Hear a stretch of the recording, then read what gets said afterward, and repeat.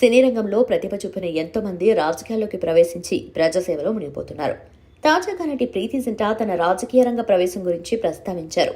Social media వేదికగా అభిమానులతో ముచ్చటించిన ప్రీతి ఈ విషయంపై మాట్లాడారు. గతంలో కొన్ని రాజకీయ పార్టీలు టికెట్ కూడా ఆఫర్ చేశాయన్నారు.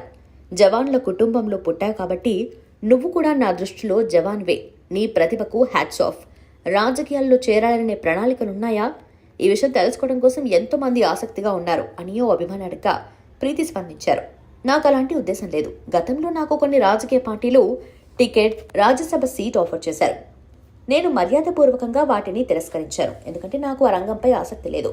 నన్ను సోల్జర్ అని పిలవడం తప్పు కాదు. నేను సైనికుడి కుమార్తెను, సైనికుడి సోదరుని కూడా.